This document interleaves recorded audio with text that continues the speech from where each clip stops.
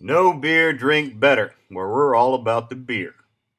And we're going to the KEDM 5th Annual Beer Tasting brought to you by the Marsala Distribution folks. They did a good job and have done a good job of getting great beer in here. Along with them, there were some representatives from Tin Roof, from St. Arnold, from Bayou Teche Beer Company, and from Lazy Magnolia. I got to talk to each of them about their beers. I'm going to warn you, though, the volume control is a little tricky. There's a lot of background noise. It's a little bit longer than most of my videos, but here you go. It's interesting. And pick up some of the beers you see here.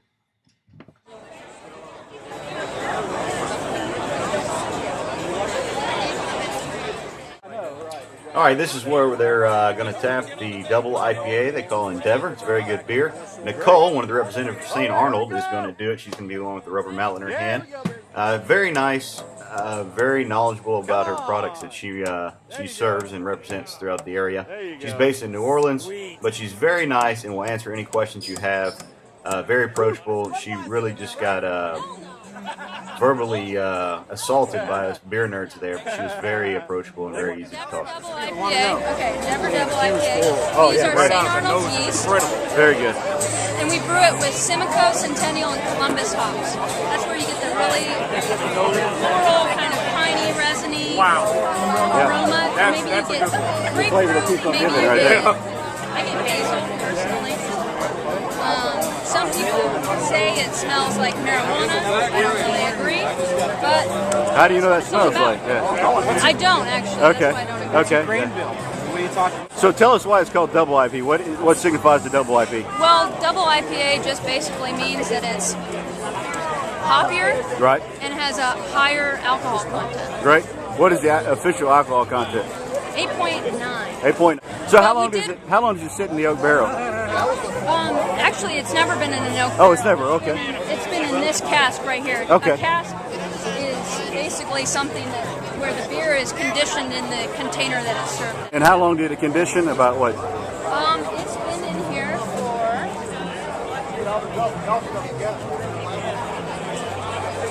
I think 2.5 weeks, maybe 3. Okay, great. This is fresh beer. Yeah, it's very good. Excellent. Very good. It's excellent beer. Thank you. Yeah, the double IPA, very good. Try it out. Hey, this is John Peck with Tin Roof Brewing Company. He's going to tell us about the watermelon. It's brewed with Louisiana watermelons. We make kind of a puree with our hands before we just kind of mash it up. Okay. Put it in the boil. Yeah. It's about 25-30 pounds. All right. Puree of seedless Louisiana watermelons.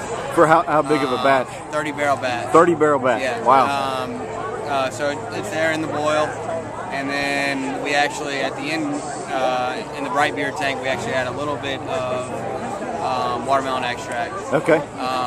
So it gives so the beer doesn't have an overwhelming fruit beer taste. It's just more in the nose of the beer. Sure. So it's real strong. When you smell it, you're kind of afraid to taste it because you're like, it's going to taste like a Jolly Rancher. But it really is. We really wanted it to be more in the nose than anything else. Yeah.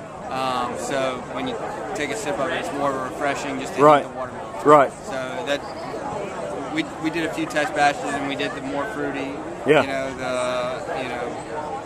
Then it wasn't what we wanted. Right. So when do you add it? When do you add the extract in the boil? In the bright beer tank. So after the beer is fermented. Okay. And oh wow. when we're about to carbonate it. So it's kind of like a. It's the last. Oh wow. Yeah, okay. So, it's really the puree. I think gives it that hint of watermelon in the flavor. Right. And then the extract gives it the aroma. All right. So it's Tin Roof watermelon wheat. If you see in the stores, pick it up, drink it. Drink a couple. And come by the brewery anytime. There you go, exactly. That's what it's all about. We got it on tap all the time. That's what it's all about. All right, man. Take it easy. Cheers. All right. Here we go. I'm Dorsey Knott with Bayou Teche Brewing from Orneville, Louisiana. Okay. Tell me about your coffee beer that y'all have been brewing.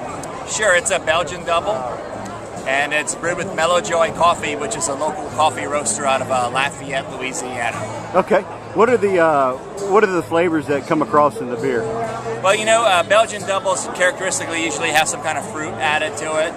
So our brewmaster Carlos, who's my oldest brother, thought it'd be very unique to try something different with that Belgian, and he adds basically a dark roasted coffee to it. Okay. And his idea was to have it more, instead of having like a coffee flavor, to have more like a cafe au lait flavor. So he wanted some creamy flavors. Right. it. Right. So when you taste it, or when you even look at it, it's not like what you would expect. It's not like black, or Right. it's like coffee. Yeah. It's like a copper beer Right. with a white head, and it's got like coffee notes. Yeah. You know, but it tastes more like beer than it does Coffee. coffee. Yeah. Okay. Now, y'all were invited to the Savor event last year, right? Yes. Did you get to go to that event? Yes. we Okay. met. Tell me a little bit about that event. Oh God! They bill it as the biggest food and beer pairing in the country. Right. And we had, let's see, 3 beers offered there. It was our LA 31 Pale Ale. It was LA 31 Passionate and LA 31 Bouconnet. Yeah. And LA 31 Bouconnet is our smoked wheat beer. Right. And it was in high demand. People Yeah. really like that smoked Right. flavor. There are some smoked beers, you know, out in the marketplace in Sure. the country and out of Europe and everything, but very few smoked wheat beers. Right. So it's a really easy drinking beer, but you get a lot of the smoked flavor Yeah. from it, and it's very food friendly. Right. So it's easy for them to pair it, and people. Charlie Papazan had recently Yeah. reviewed it. Yeah.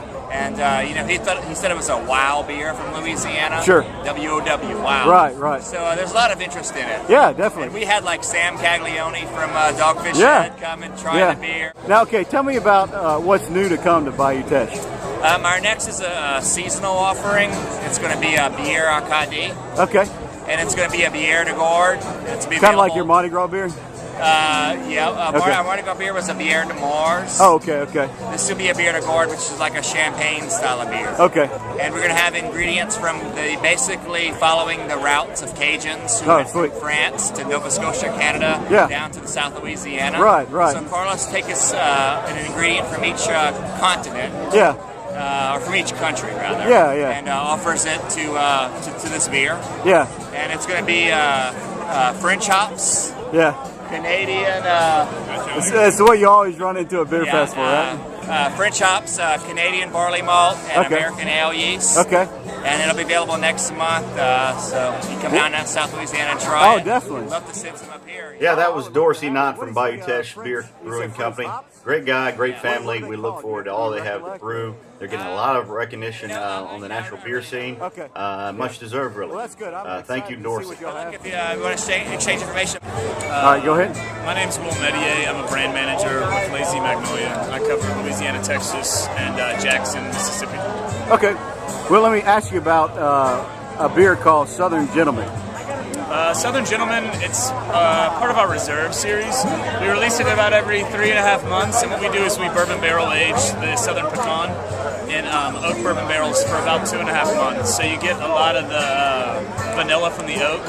It combines well with the caramel malts that are heavy in Southern Pecan, and then you get a lot of the bourbon on the nose and the taste. It's a good barrel aged beer. It's the first one we've ever done.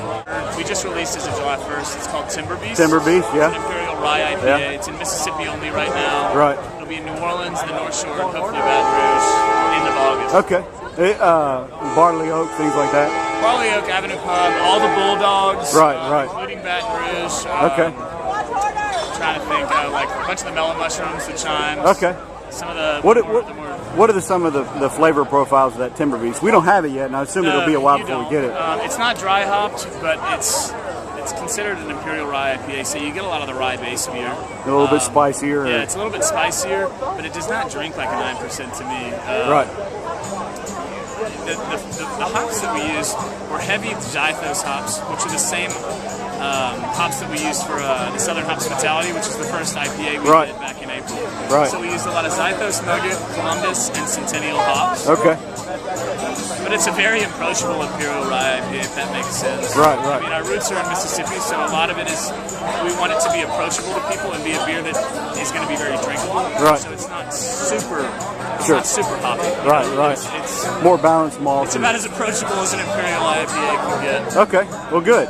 Well, thank you very much.